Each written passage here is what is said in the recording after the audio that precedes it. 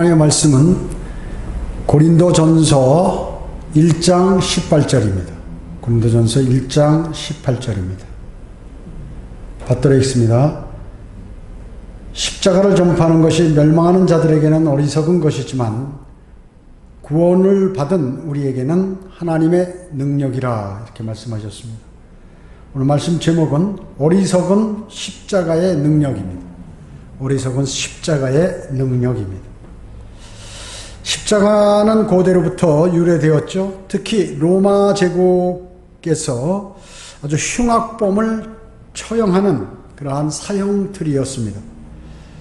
바벨론이나 갈대아에서는 하늘의 신 아노의 상징으로 십자가를 사용했죠. 고대 이집트인들은 영생의 상징으로 바퀴가 달린 십자가를 사용했습니다.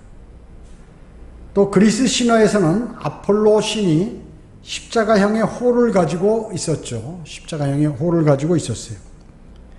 또 게르만 신화에서는 토르 신이 십자가 모형의 해머를 가지고 있죠. 또 인도는 어떻습니까? 옛날부터 한자, 만자 있죠. 만자 갈고리형 십자가를 사용했죠. 즉 독일 나치의 문양 있죠. 표시. 그거에 반대로 이렇게 돌린 거 만자. 또 힌두교에서도 그런 거를 사용했습니다. 갈고리형 십자가를 힌두교도 사용했습니다. 고대 페르시아인 그리고 페니키아인, 로마인, 갈리아 지방, 멕시코, 중앙아메리카, 페루 등지에서 종교의 의의를 가지고 이 십자가를 다 옛날부터 사용했습니다. 그럼 그들이 다 갖고 있는 십자가는 예수 그리스도의 십자가인가? 아니죠. 특히 로마 카톨릭은 어떻습니까? 성별을 위해서 신체 일부나 사물 위에 긋는 십자가 표시를 하죠. 그래서 뭐 성부, 성자, 성령하고 기도하고 이런 식으로 이렇게 위, 가슴, 오른쪽 이렇게 세 군데를 찍습니다. 그러나 동방정교회, 그것도 카톨릭이죠. 동방정교회는 네 군데를 하죠. 이마, 가슴, 오른쪽, 왼쪽 이렇게 네 개를 긋는 것입니다. 십자가를 긋는 것이. 여러분 잘 아는 로마의 콘스탄틴 있죠? 콘스탄틴이 로마의 빌비안 다리 전투에서 점괘를 받는데 패배하는 점괘가 나왔어요. 그 당시에. 그런데 꿈에서 십자가가 나타나서 이는 정복의 표징이라고 이렇게 했고, 그는 정말 십자가 귀에다가 깃발이나 이런 것들 십자가를 만들어 가지고 십자가를 내세워서 그 뒤를 따라 진군하여서 전투에서 승리를 했습니다. 그래 가지고 이제 콘스탄틴이 개종해서 나 이제 기독교가 돼서 하나님을 섬기겠다 이렇게 개종을 선언한 거죠. 그래서 그 바람에 기독교가 공인됐다고 그러는데 가짜 기독교였죠. 그 당시에는 로마 카톨릭. 그래서 콘스탄틴이 명령해가지고 유세비우스 있죠. 유세비우스 성경 병계자. 이집트 사본 50부, 병계된 성경 50부의 가짜 성경을 만들어서 이제 배포하게 된 것입니다. 지금 많은 사람들이 십자가를 부적처럼 사용합니다. 목걸이도 만들고 차량에 십자가 모양을 차량 백밀러 있는 데다가 이렇게 달아놓으면 실내 거울에다 달아놓고 하면은 무슨 사고 나지 않고 십자가가 지켜줄 것이다. 또 교회 지금 전부 보면 뾰족하게 첨탑해서 그 위에다 십자가를 하죠. 이게 방첨탑이라고 이집트에서 본따 가지고 말이죠. 이렇게 한 것이죠. 그래서 교회 첨탑 십자가 거기 그 위에다 또 빨간색 불이 들어오도록 해서 그렇게 설치를 많이 해놨습니다. 그래서 밤에 보면 말이죠. 빨간 십자가 쭉 대단히 많아요. 여러분 빨간 레드크로스 뭡니까? 적십자 아니에요? 적십자? 교회 표시가 아니죠. 십자가가. 그래서 십자가는 교회의 상징이 아니라는 것을 잘 알 수 있습니다. 단지 예수 그리스도의 십자가, 이것은 그것을 마음의 색이라고 그랬지. 제가 왜 서두에 이런 다른 나라에서 이방 종교에서 십자가를 많이 사용했다고 얘기했나요? 십자가는 아무것도 아니라 예수 그리스도께서 그 당시에 달렸던 그 십자가 사건, 사건을 얘기하는 거지 십자가 자체를 얘기하는 게 아니다. 수많은 사람들이 십자가 앞에서 기도하고 십자가 앞에서 빌고 소원을 빌고 이런 짓을 한다 그 얘기죠. 왜 그런가? 로마 카톨릭이 그렇게 만들었다는 거죠. 자, 그래서 오늘 설교에 등장하는 이것은 바로 예수 그리스도의 십자가를 얘기하는 것입니다. 예수 그리스도께서 지신 십자가, 달리신 십자가. 자, 첫째로 이 십자가는 오늘 본문에서 어리석은 십자가라고 그랬습니다. 어리석은 십자가예요. 세상 사람들은 어떻습니까? 세상 사람들과 또 세상 교회 교인들, 이 사람들은 교육을 통하여 하나님을 알라고 그러는 것이에요. 그래서 구원받지 않은 사람들이, 영이 살아나지 않은 사람들이 성경 공부한다고 말이죠. 엄청난 그 일주일간의 그 계획들이 있어요. 부목사들에게 해서 조별로 나눠가지고 열심히 성경 공부합니다. 그래서 마치 세상 사람들은 교육을 통하여 하나님을 알려고 이렇게 한다고 얘기죠. 그래서 오늘 성경은 뭐라고 말씀하냐면 세상의 지혜로는 하나님을 알지 못한다고 말씀하셨잖아요. 그런데 이 세상 사람들은 또 일반 제도권 교회 사람들은 세상 지혜로 하나님을 알려고 막 노력을 하는 거예요. 하나님을 알려고. 수많은 교회 다니는 사람들이 어떻습니까? 죄와 심판, 그리고 하나님의 은혜에 대해서 막연히 알고 있다. 막연히. 그래서 누구로부터 바른 복음을, 은혜의 복음을, 하나님의 은혜의 복음을 들으면 그것이 어리석게 여겨지는 것이. 야, 그런 게 어떻게 한순간에 그 자리에서 예수 그리스도의 십자가 사건, 장사되고 부활하신 그 사실을 믿으면 어떻게 하늘나라 가느냐, 구원을 받느냐. 그렇게 단순하게, 나는 지금 50년을 지금 새벽기도 다니고 그래도 지금 하늘나라 내가 갈 수 있을까 없을까 이게 걱정인데 어떻게 이렇게 단순해 그러냐. 믿질 않는 것입니다. 그래서 많은 사람들이 목사에게 가서 그런 걸 물어봅니다. 아, 이런 복음 전도지 가서 이렇게 해가지고 하는데 이렇게 하면 하늘나라 가냐. 목사도 모르니까. 아, 집사님 그렇게 쉽게 해서 하늘나라 가면 누구는 못 가겠습니까? 이렇게 얘기한다고 얘기죠. 그러니까 참 어떻게 해요? 거기 있는 양들이라고 하는데 양들 다 아니라 그 전부 일이 동물들이죠. 전부 멸망으로 가는 것이에요. 참 심각한 것입니다. 오히려 복음 전도지나 복음을 들은 내용을 얘기하면 잘못됐다고 얘기하니까. 잘못됐다고 얘기해요. 실제. 여러분 여기 금천동 사거리에서 거리 설교할 때 거기 뭐 금천교회인가 금남교회인가 금천교회인가 큰 교회인데 거기 아이들이 지나다니면서 그 복음 전도지 주면 말이죠. 피하고 도망가고 말이죠. 그 전도지 다 자기 목사에게 갖다 줬을 거 아니에요.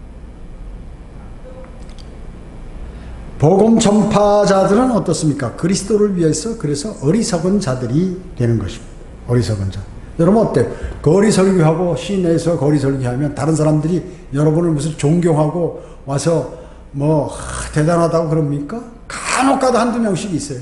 음료수 갖고 와서 아유 수고하신다고. 간혹. 그런 사람 조금 양심이 있는 사람들이죠. 바보처럼 보인 거예요. 다른 사람들은. 다른 교회 다니는 사람들이나 세상 사람들은 야, 저 사람 이 더운 날 추운 날 다른 사람 듣지도 않는데 왜 저렇게 외쳐댔지? 아이 차라리 자기 교회 오라고 뭐 껌 주고 커피 주고 해서 이렇게 얘기하는 것도 아니고 우리 교회 나오라는 것도 아니다. 예수 그리스도 영접하라 그러니까 참 이해가 안 가는 것입니다. 그 어리석은 사람으로 보는 거예요. 여러분 그래서 주님을 위해서 그리스도를 위해서 여러분은 어리석은 자들입니다.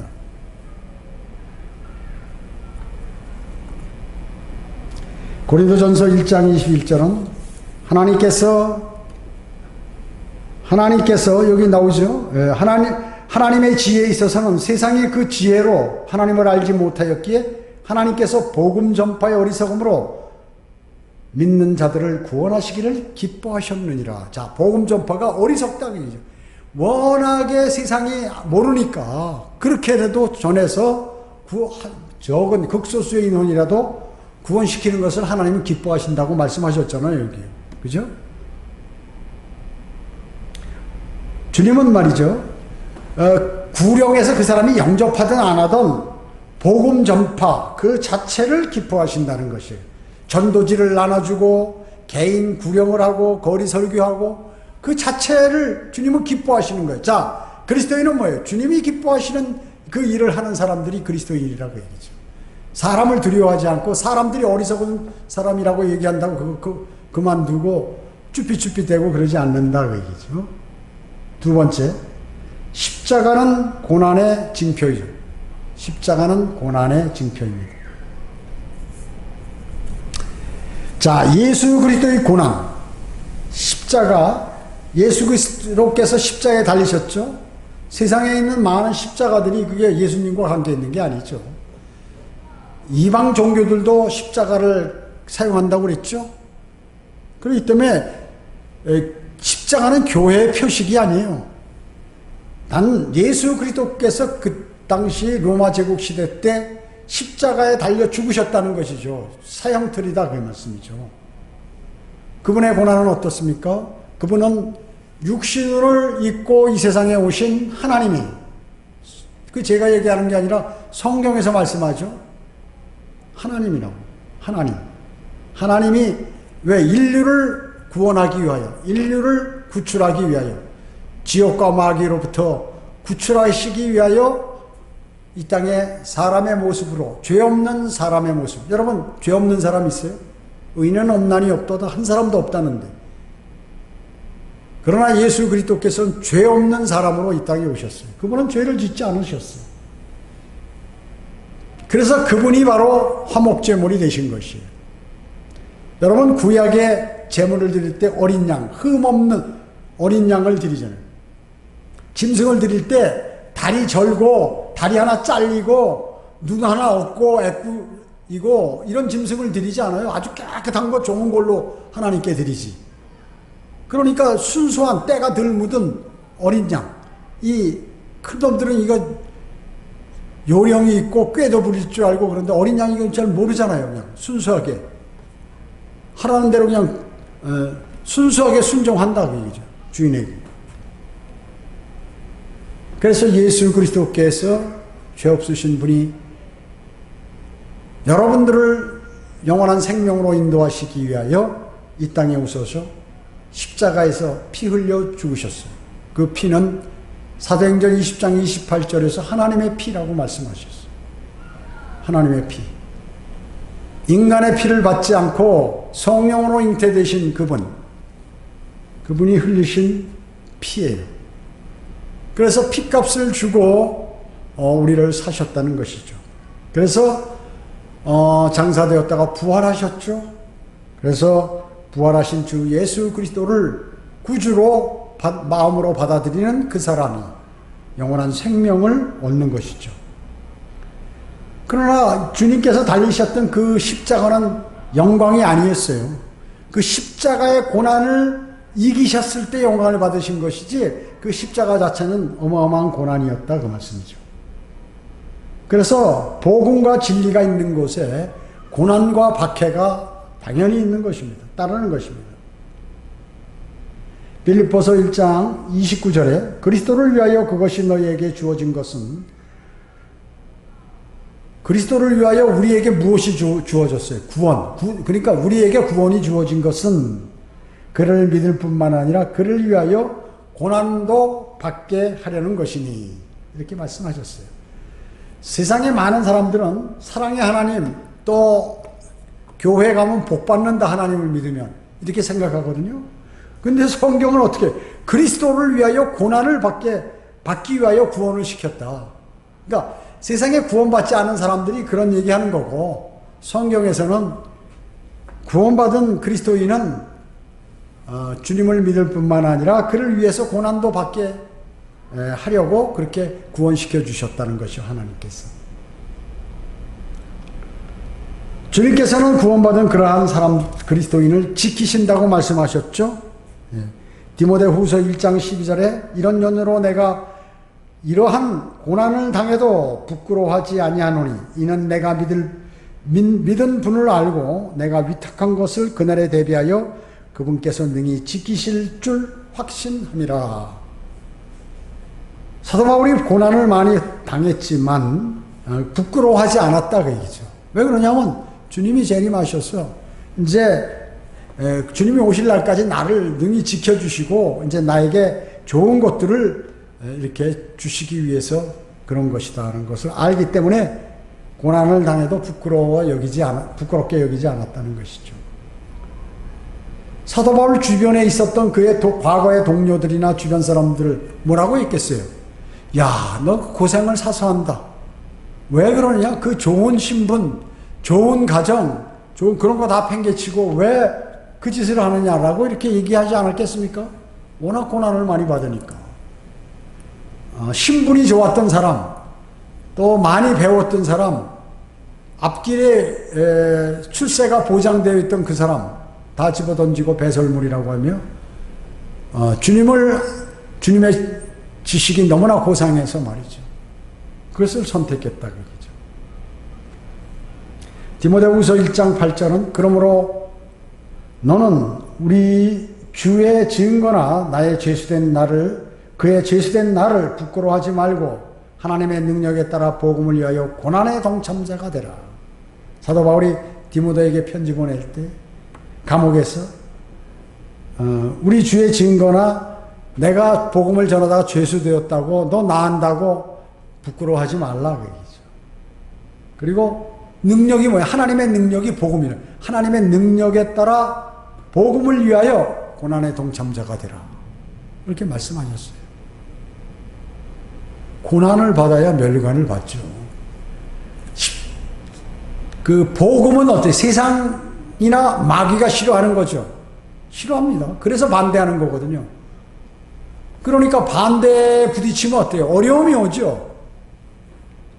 그러나 성경은 하나님께서는 뭐라고 말씀하세요? 고난의 동참자가 되라. 복음을 위해서 고난의 동참자가 되라고 말씀하고 있는 것입니다. 바울은 주님을 위해 받는 고난을 부끄러워하지 않았어요. 그가 감옥에 있으면서도요. 담대했어요. 담대했습니다. 고난받는 것은 박해나 고난이 있는 것은 당연하다고 성경은 말씀하죠. 디모데후서 3장 12절에서 실로 그리스도 예수 안에서 경건하게 살고자 하는 모든 사람은 박해를 받을 것이라. 예수 그리스도 안에서 경건하게 진짜 살면은 그 사람은 박해를 받게 돼 있다 그 얘기죠. 박해라는 게 무슨 뭐 육신적인 그러한 어려움만 있나요? 그렇지 않죠. 그렇지 않습니다. 박해라는 것은 사람을 무시하고 이렇게 뭐 쳐다보지도 않고 비웃고 픽픽하고 이런 게 다 박해에 속하는 거죠. 박해에 속하는 것입니다.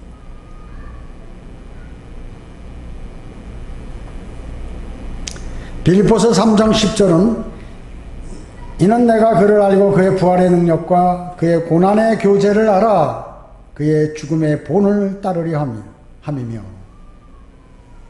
사도 바울은 말이죠. 주 예수 그리스도께서 하늘로 부르셨잖아요. 부르셔가지고 이루 말할 수 없는 그러한 계시를 다 받았어요.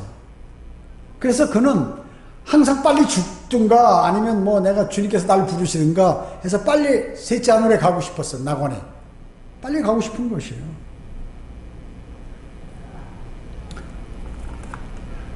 그래서 이는 내가 그를 알고 그의 부활의 능력과 그의 고난의 교제를 알아 그의 죽음의 본을 따르려고 한다.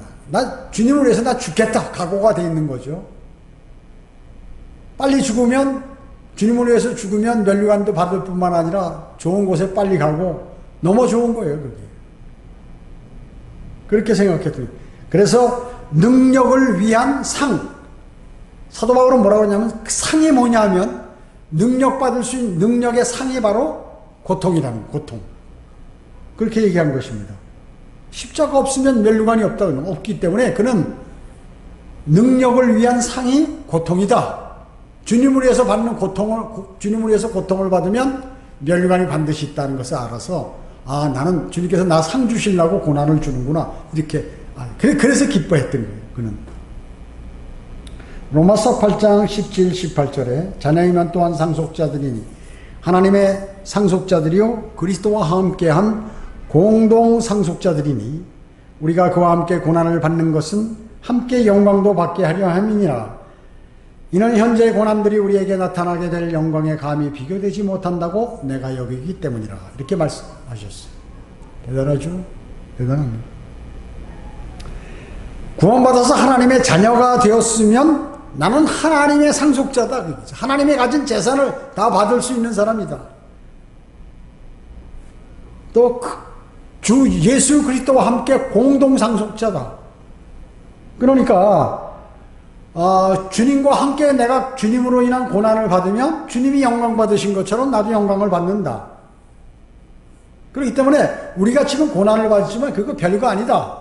앞으로 받는 그 영광은 너무나 크고 귀하고 좋고 영원한 것이다. 그렇기 때문에 나는 고난을 받는다. 그렇게 그는 말씀했던 것이에요. 그리고 고난이 오면 주님의 위로가 넘쳐요. 고린도 후서 1장 5절에 이는 그리스도의 고난이 우리에게 넘친 것 같이 우리의 위로도 그리스도로 말미암아 넘치기 때문이라. 여러분 주님 위해서 고난 당해 보셨어요? 진짜 비참한 고난. 내가 수치당하고 정말 심지어 생에 살고 싶은 생각이 없을 정도의 고난. 그런 거 아무나 받는 거 아닙니다. 그거. 그 상태가 딱 되잖아요. 그럼 하나님의 말씀을 읽으면 눈물이 한없이 나와. 눈물이 한없이 나와요. 왜냐하면 너무나 좋은 거예요. 너무나 감사하고. 그렇게 고난을 받는데도 하나님의 말씀을 읽을 때마다 눈물 없이 하나님의 말씀을 읽을 수가 없다. 그 얘기죠. 그 왜 그럴까요? 주님이 위로하시는 것이요. 하나님의 말씀을 통하여. 그러니까 고난이 아주 심하면 하나님의 위로도 더욱더 넘친다. 그 얘기죠. 하나님의 말씀을 많이 알게 되고 더 이해하게 되고 주님과 이렇게 주님께 더 다가가게 되고 이런 경험을 하게 된다. 그 얘기죠. 그래서 영적으로 성장하게 되는 것입니다. 하나님을 온전히 신뢰하는 사람으로 바뀌는 것이 고난이. 그래서 성경은 야고보서 1장 12절에 시험을 견뎌내는 자는 복이 있도다. 이는 그가 시련을 거친 후에 주께서 자기를 사랑하는 자들에게 약속하신 생명의 면류관을 받을 것이기 때문이라. 이렇게 말씀하고 있습니다. 여러분 생명의 면류관이 원래 뭐예요? 주님을 위해서 목숨을 던진 사람들이 받는, 순교자들이 받는 것이 생명의 면류관입니다. 그런데 시련과 고난을 이겨낸 사람도 생명의 면류관을 받는다. 왜 그럴까요? 시련과 고난이 사실 죽는 것보다도 더 힘들 수도 있어요. 기간이 기니까. 죽는 건 한순간에 그냥 그 자리에서 죽어버리잖아요. 그러면 끝나는 거 아니에요. 근데 고난은 이게 좀 길어질 수 있게 몇 년이고 길어질 수가 있죠. 그렇기 때문에 대단히 고통스러운 건데 그걸 잘 이겨나가면, 견디면 생명의 면류관을 주시겠다고 말씀하셨어요. 그 고난이라는 것은 무슨 고난인가요? 그 시험은 무슨 시험인가요? 주님을 섬기면서 받는 그것이요. 주님으로 인한, 그냥 자기가 잘못해서 시험받고 고난받는 것이 아니라 주님을 섬기면서 받는 대가들 있잖아요. 잘못된 대가들. 그것을 얘기하는 것입니다. 그것을 얘기하는 것이, 말씀하는 것이. 셋째로, 능력의 십자가요, 영생의 징표예요. 주 예수 그리스도의 십자가 있죠. 그것은 능력의 십자가요, 영생의 징표라 그 말씀이죠. 오늘 본문에서 하나님의 능력은 뭐라고요? 성령이 능력이라고요? 성령 받은 게 아니에요. 복음이 능력이라고 했습니다. 복음이 능력. 왜 능력일까요? 멸망으로 가는 사람을 영원한 생명으로 올릴 이것처럼 큰 능력이 어디 있어요? 오늘 본문에서 하나님의 능력은 성령이 아니라, 방언이 아니라 무슨 복음이라고요. 복음. 그래서 순복음교회 이름도 복음자가 들어가잖아요. 순복음은 없지만 그럼 그렇기 때문에 그 사람들이 그 은혜의 복음을 전하냐면 그렇지 않다는 것이죠. 그 사람은 맨날 성령 타령만 하고 있는 사람들이에요. 하나님의 능력은 뭐라고요? 예수 그리스도께서 나를 위하여 죽으시고 장사 되신 바 되셨다가 사흘 만에 죽은 자들 가운데로부터 일으켜 주신 것, 이것이 바로 하나님의 능력이라고 얘기죠. 하나님의 능력. 그 능력을 그대로 받으면 그 사람도 그렇게 된다. 받은 사람도. 그게 능력이라고 얘기해요. 하나님의 능력이에요. 그래서 복음이 하나님의 능력이에요. 죽으면 부활하고 주님이 부르시면 올라가고 하늘나라고. 그게 능력 아닙니까? 그게 바로 진정한 하나님의 능력이라는 것입니다. 그래서 여러분이 복음을 전파하며 하나님의 능력을 지금 발휘하고 계신 것이요. 하나님의 능력을 발휘하고 계신 것이요. 여러분이 복음을 전파하고 자신을 십자가에 못 박혀 버린다면 여러분은 하나님의 능력을 받은 것이에요. 여러분 복음을 전파하시고 또 자신을 십자가에 못 박아요. 반응하지 않아요. 세상에 반응하지 않습니다. 죄와 세상, 마귀에게 반응하지 않아요. 그러면 하나님의 능력을 그 사람은 받은 거예요. 다른 사람들은 마귀에게 다 넘어가서 세상으로 가버리거나 세상적으로 사는데 나는 그것을 아니고 주님의 복음을 받아들이고 주님의 능력을 또 복음도 전파하고 이렇게 하기 때문에 그게 바로 능력을 받은 것이다 그 얘기입니다. 자신을 십자가에 못 박은 것이기 때문에 하나님의 능력을 받은 사람이에요. 그 사람이. 요한복음 12장 24절에 보면 진실로 진실로 내가 너희에게 말하노니 한 알의 밀이 이 땅에 떨어져 죽지 아니하면 한 알 그대로 있지만 죽으면 많은 열매를 맺느니라 이렇게 말씀하셨습니다. 이것이 바로 십자가의 원칙입니다. 예수 그리스도께서 십자가에 달려 죽으심으로 어떻게 했습니까? 수많은 사람이 그를 믿고 영접한 그 수많은 사람들이 살아난다 그 얘기죠. 멸망으로 향하지 않고 부활한다 그 얘기죠. 그리고 하늘나라에 가서 영원히 산다 그 얘기죠. 이게 십자가의 원칙입니다. 주 예수 그리스도의 십자가의 사건으로 인해서 수많은 사람이 구원을 받는 것입니다. 그래서 복음의 일꾼은 능력을 받은, 하나님의 능력을 모두가 받은 사람들이에요. 능력을 받은 사람들이에요. 에베소서 3장 7절은 이로써 그분의 능력이 효과적으로 역사하신 대로 내게 주신 하나님의 은혜의 선물에 따라 내가 이 복음의 일꾼이 되었노라 이렇게 말씀하고 계세요. 하나님의 능력이 효과적으로 역사해서 나에게 역사해서 내가 복음을 전한다 그 얘기죠. 내가 복음의 일꾼이 되었다 그 얘기죠. 복음 전하는 사람은 진정 하나님의 능력을 받은 사람이에요. 가짜 목사들이 머리에 안수하면서 으쌰 하면서 막 소리 질러가면서 꽥꽥하고 말이죠. 그런 소리 내고 뭐 이상한 소리 내고 해서 자기가 능력을 발휘하는 것처럼 해서 병 고친다고 이런 게 그게 능력이 아니라 또 그렇게 하면 방언이 터지는 것이 능력이 아니라 주 예수 그리스도의 은혜의 복음을 담대하게 전하는 것이 하나님으로부터 능력을 받은 것이라고 성경은 말씀하고 계시는 것입니다. 주 예수 그리스도의 십자가는 뭐예요? 하나님과 죄인이 만날 수 있는 화합입니다. 하나님 원래 인간들은 어때요? 사탄에게 넘어가서 하나님하고 교제할 수 없게 되었죠. 교제할 수 없게 되었습니다. 그래서 인간은 누구나 죽으면 불과 유황이 타는 지옥에 던져지도록 정해져 있었어요. 정해져 있었습니다. 그러나 주 예수 그리스도의 십자가 사건으로 인해서 죄인인 우리가 하나님과 화해할 수 있도록 되었다 그 얘기죠. 구약시대에 있던 제사장만이 제사장을 통하여 하나님께 죄를 이렇게 자백하고 해서 용서를 받았지만 지금은 내가 직접 하면 된다. 자백 드리고 하면 되는 것입니다. 직접 만날 수 있게 주님과 아버지 하나님과 화해가 되었기 때문에 그런 것입니다. 디모데전서 2장 5절 6절에 보면 하나님은 한 분이시요 한 분이시죠. 삼위의 하나님이지만 한 분이시다. 하나님과 사람 사이의 중보자도 한 분이시니 곧 사람이신 그리스도 예수시라.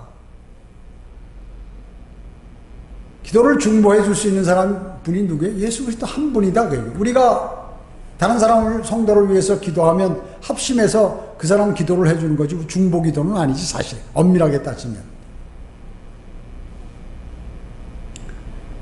그런데 이 로마 카톨릭은 마리아가 중보자라는 거죠.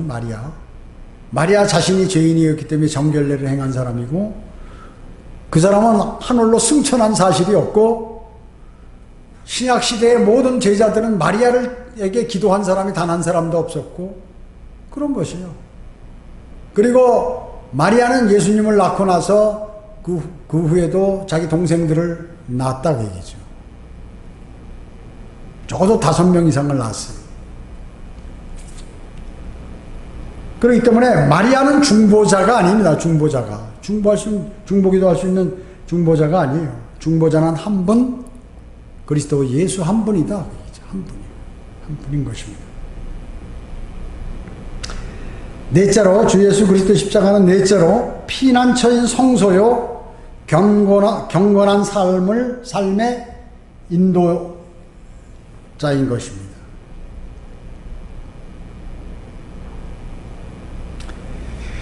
히브리서 9장 12절로 14절에 보면, 염소와 송아지의 피로 아니하고 오직 자신의 피로 한 번 성소에 들어가셔서 우리를 위하여 영원한 구속을 이루셨느니라.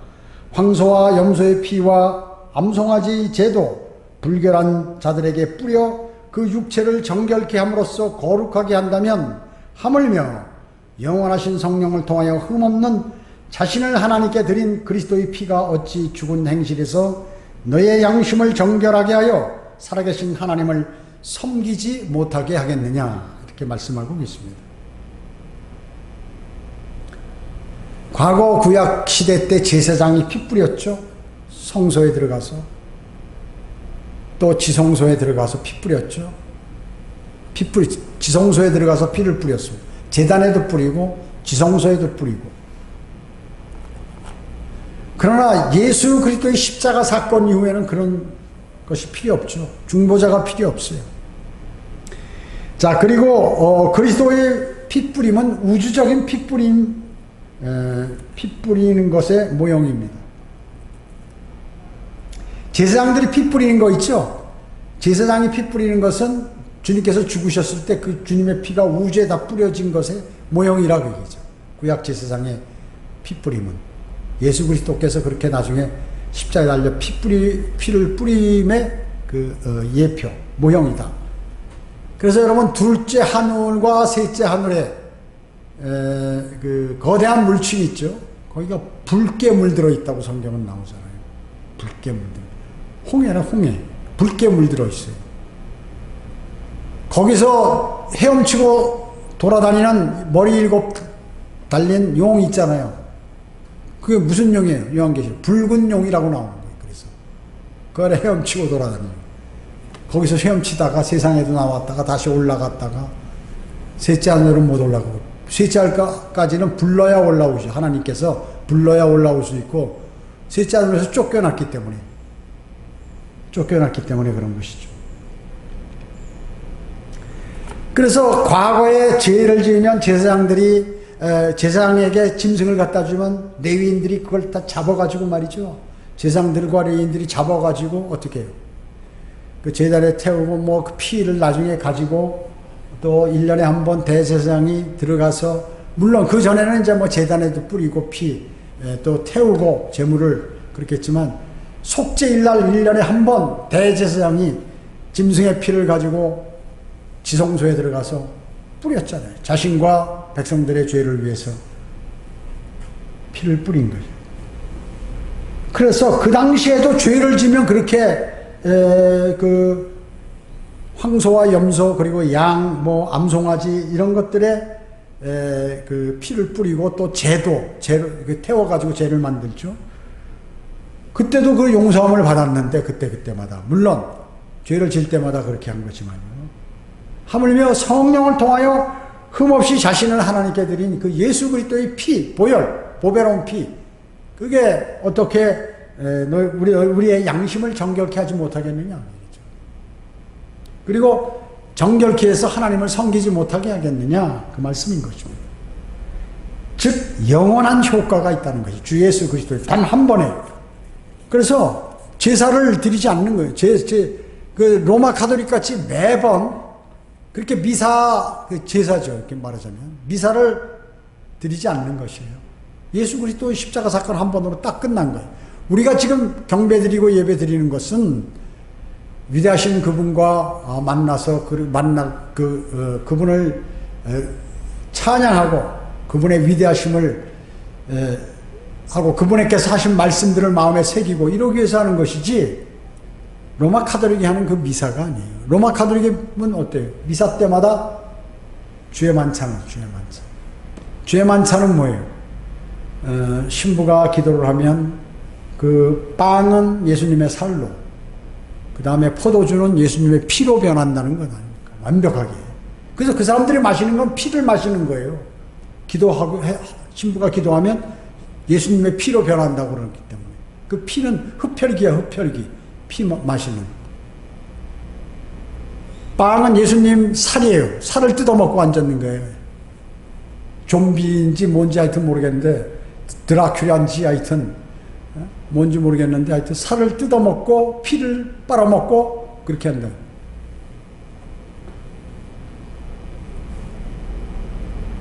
단 한 번으로 다 이미 이루어 놓으셨다는 것을 계속해서 예수 그리스도를 십자가에 매주 매달 잘못됐다 그 얘기죠.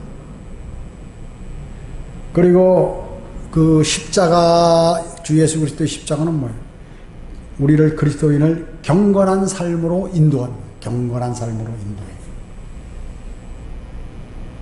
디도서 2장 11, 12절에는 이는 구원을 주시는 하나님의 은혜가 모든 사람에게 나타나서 우리를 가르치시되 불경건과 세상 정욕들을 거부하고 우리로 신중하며 의롭고 경건하게 이 현 세상을 살아가게 하시며, 이렇게 말씀하셨습니다.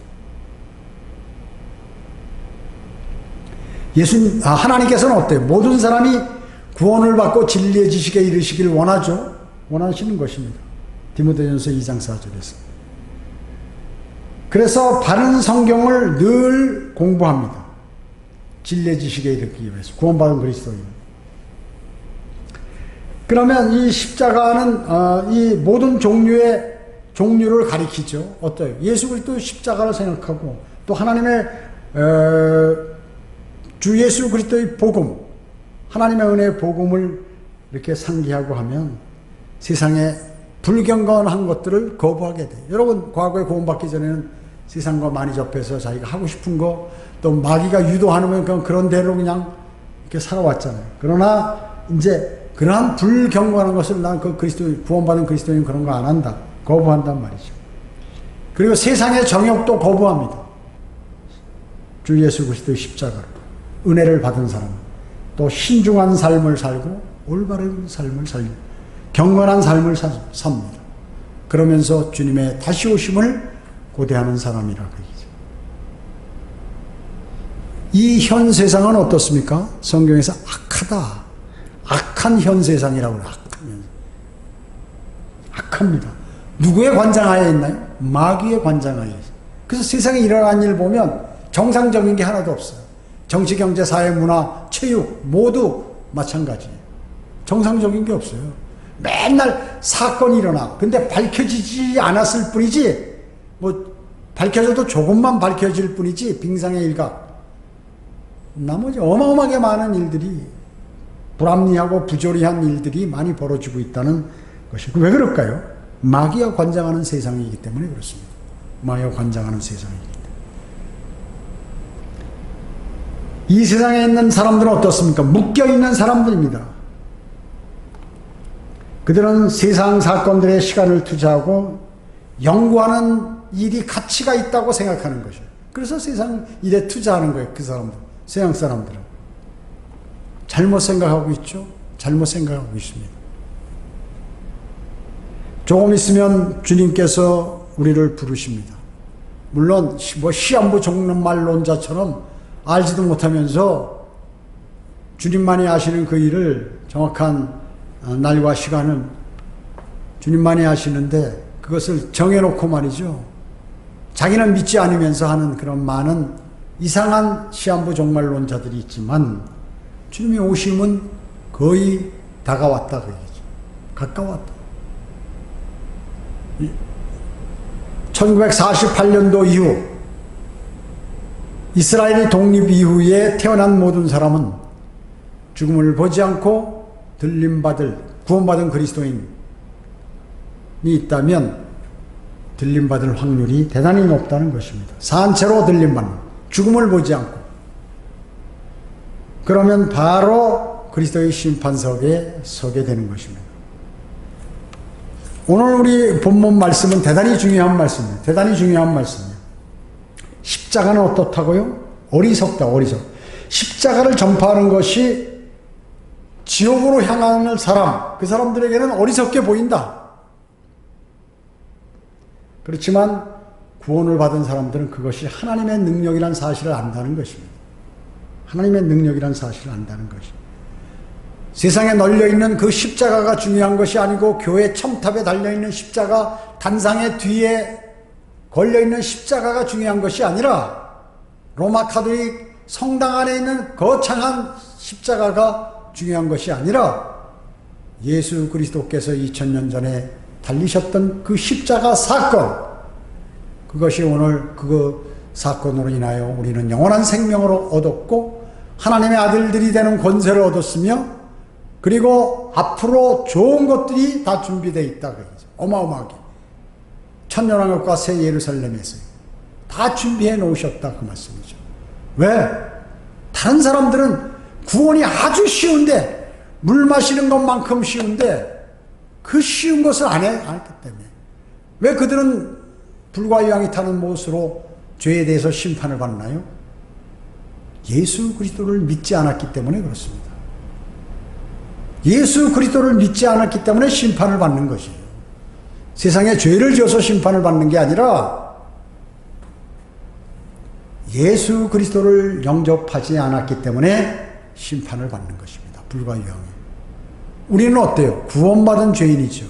우리가 구원받았어도 과거에 많은 죄를 졌고 현재도 과거보다는 적지만 보이지 않는 또 적은 죄들을 여전히 지고 산다 그러죠. 그래서 하늘나라 간다 그 얘기죠. 그래서 하늘나라 가는 것은 말이죠, 또 아주 죄가 없어서 가는 것도 아니고, 하늘나라 가는 것은 죄인이지만 예수 그리스도를 영접하여서, 구주로 영접하여서 하늘나라 가는 것이고, 그 다음에 불과 유황이 타는 지옥에 가는 것은 성경에서 죄라 하면 너희가 나를 믿지 않기 때문이라, 예수 그리스도를 믿지 않았기 때문에 불과 유황이 타는 곳에 가는 것이에요. 죄를 안 져서 가는 것이 아니라, 우리도 죄 졌는데 가잖아요, 하늘나라. 우리는 그 대신 주 예수 그리스도를 나의 구주로 마음으로 받아들였기 때문에 영원한 생명을 얻은 사람이라 하늘나라 간다 그 얘기죠. 이와 같이 쉽고, 그리고 구원을 성경에 쉽게 만들어 놨는데 어렵게 생각하고 믿지 않는 수많은 사람들은 그럼 왜 그렇게 생각할까요? 마귀의 꼬임에 넘어가서 그런 것이에요. 마귀가 방해하기 때문에 그렇습니다. 오늘 예수 그리스도를 나의 구주로 영접하여 영원한 생명을 모두가 얻어야 하는 것입니다. 그 사람의 인생을 잘 사는 사람이요, 성공적인 삶을 사는 사람입니다. 기도하겠습니다. 주님 감사합니다. 저희들 오늘 하나님의 말씀을 통하여 십자가를 전파하는 것이 멸망하는 자들에게는 어리석은 것이지만 구원을 받은 우리에게는 하나님의 능력이 됨이라고 말씀하셨, 그 말씀을 마음속에 새기고 주님 오실 날까지, 또 주님께서 우리를 부르실 날까지 이 일을 지속적으로 수행할 수 있도록 주님 보호해 주시고 인도해 주시길 간절히 기도를 드립니다. 모든 은혜 감사드리오며 다시 오셔서 저희를 데려가실 주 예수 그리스도의 이름으로 기도드립니다. 아멘.